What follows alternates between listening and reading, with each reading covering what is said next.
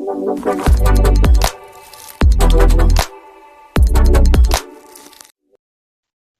Everyone, आज है हमारा डे 5 फंडेड अकाउंट में ट्रेड करने का।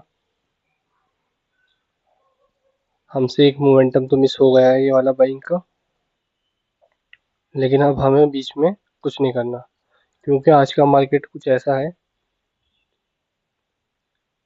इस रेंज में कोई ट्रेडिंग नहीं करी जाएगी। अगर नीचे मिलता है तो बाई किया जाता और ऊपर मिलेगा तो हमें सेल करना है। अब हमें वेट है कि मार्केट यहाँ पर ऊपर आ जाए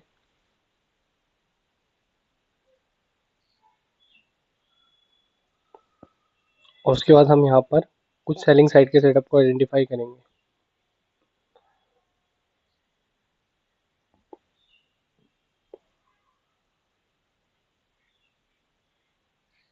थोड़ा भी वेट करना होगा।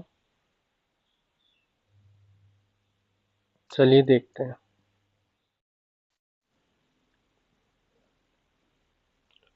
मार्केट उस जोन में तो आ गया जहाँ पर हमें चाहिए था। अभी थोड़ा वेट करते हैं, यहाँ पर किस तरीके से मोमेंटम करता है ये देखना होगा। अभी बहुत स्ट्रॉन्ग बाइंग है, हमें डायरेक्टली नहीं एंटर होना, अभी थोड़ा यहाँ पर होल्ड होएगा तो एंटर लेंगे। चलिए यहाँ पर हम एंट्री लेने वाले हैं। हमारा एसएल रहेगा इस रेंज के ऊपर।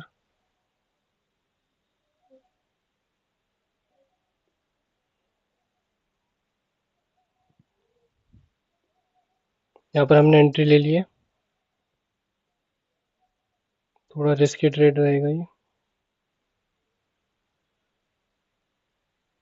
हमारा एसएल और टारगेट डिसाइड कर लेते हैं। हमारा एसएल रहेगा $80 से लेकर $100 के राउंड। टारगेट भी इतना ही रहेगा, फर्स्ट टारगेट हमारा यही रहेगा। अभी हम कुछ लॉस में चल रहे हैं। यहाँ पर मार्केट फास्ट मोमेंटम कर सकता है डाउन साइड, तो हमने ज़्यादा जल्दी एंट्री ले लिया है।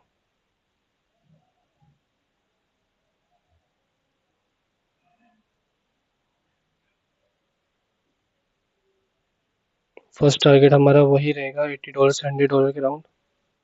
और मार्केट अगर बड़ा टारगेट देना चाहेगा तो हम उसको भी ग्रैब करेंगे। हमें कुछ बातों को बहुत ज़्यादा ध्यान रखना होगा। हमें एक तरफ बायस नहीं होना। अगर हमें लॉस मिलता है तो हमें लॉस लेकर जाना होगा। जो हमारा एक एवरेज लॉस है हम उसको डिसाइड करके आए हैं, तो हमें वो लेकर जाना होगा। और मार्केट अगर प्रॉफिट देगा तो हमें उसे ग्रैब करना है। अभी तो मार्केट कुछ प्रॉफिट में ही चल रहा है। यहाँ पर हमें एक अच्छा प्रॉफिट मिल जाना चाहिए। हमने 2 बार एंट्री मिस करी है। एक बार ये वाली बाइंग मिस करी है और एक बार ये वाली बाइंग मिस करी है। ये यहाँ तक तो होल्ड नहीं कर पाते हम, लेकिन यहाँ तक होल्ड कर सकते थे हम इसे, क्योंकि हमें सेलिंग साइड ही ट्रेड लेना था, इसलिए हमने दोनों बाइंग मिस कर दी।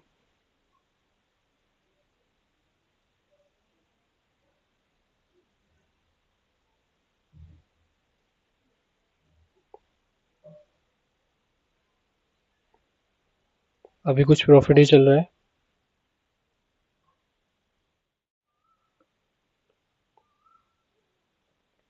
हमारी एंट्री यहाँ पर हुई है, तो वो देखना रहेगा यहाँ पर कितना टारगेट बुक कर पाते हैं हम।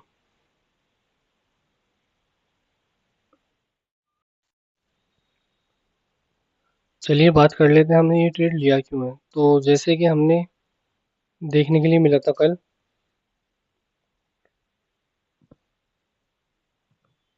इस जगह हमें सेलिंग देखने के लिए मिली। जैसे मैंने आपको बताया था कि यहाँ पे बड़ा मोमेंटम आ सकता है, तो यहाँ पर हमें बहुत बड़ा सेलिंग देखने के लिए मिली थी। लेकिन ये ट्रैप ही था सेलिंग सारा, तो यहाँ पर एक बाइंग मोमेंटम भी देखने के लिए मिला। तो इस बाइंग आने के बाद मार्केट अगेन उसी रेजिस्टेंस पर आ गया जहाँ पर हमने कल रेजिस्टेंस मार्क कर रखा था परसों को। और यूरो यूएसडी में भी हमारे रेजिस्टेंस पर आ गया था। तो ये रेजिस्टेंस बहुत ज़्यादा स्ट्रॉन्ग है, तो ये रिएक्ट कर सकता है और मार्केट को इस रेजिस्टेंस से अपने याले लो की लिक्विडिटी चाहिए होगी। उससे पहले मार्केट ऊपर नहीं जा सकता। मार्केट को पहले याली लिक्विडिटी ग्रैब करनी होगी।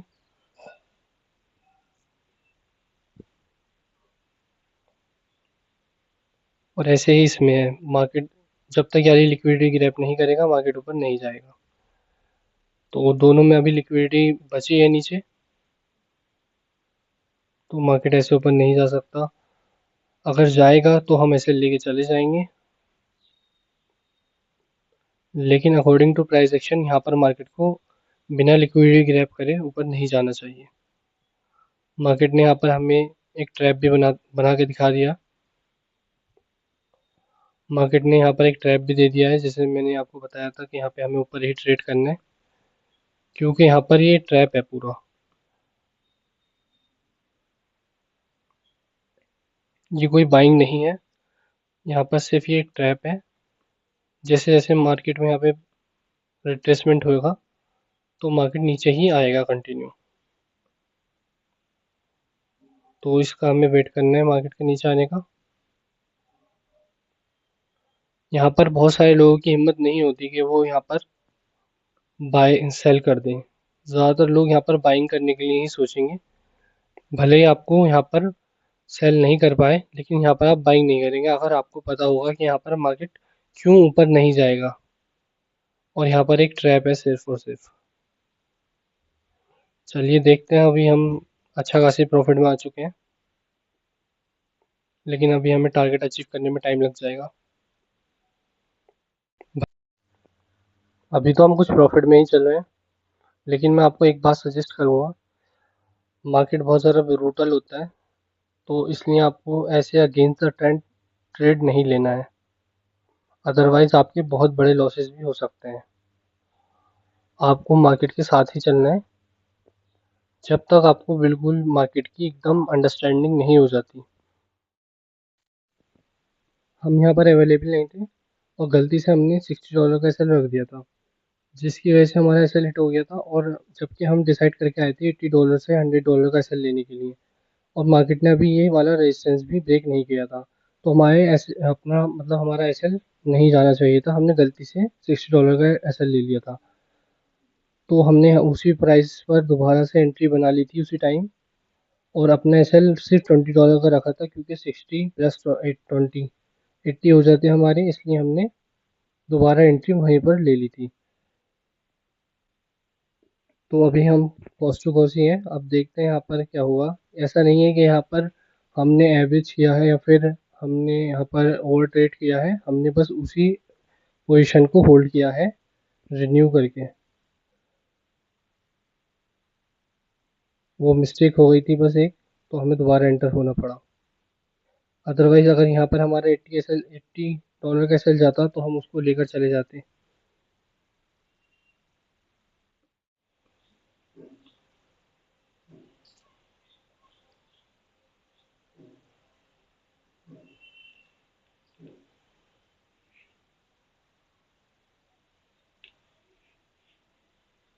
यहाँ पर हमें एक ब्रेकडाउन तो देखने के लिए मिलना चाहिए, बस उसी का वेट कर रहे हैं हम यहाँ पर।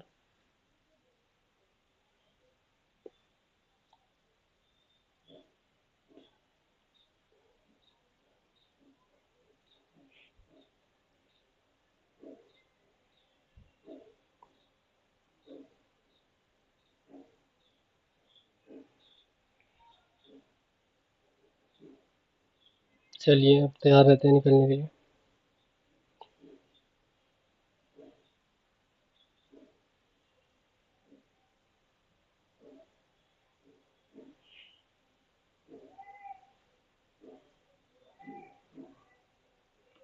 इसमें 600 का लेवल होल्ड हो रहा है, तो यहाँ से तो ऊपर नहीं जाएगा, और इसमें 900 का, तो दोनों राउंड नंबर है। बस इसमें ब्रेकडाउन देखने को मिल जाए एक में तो।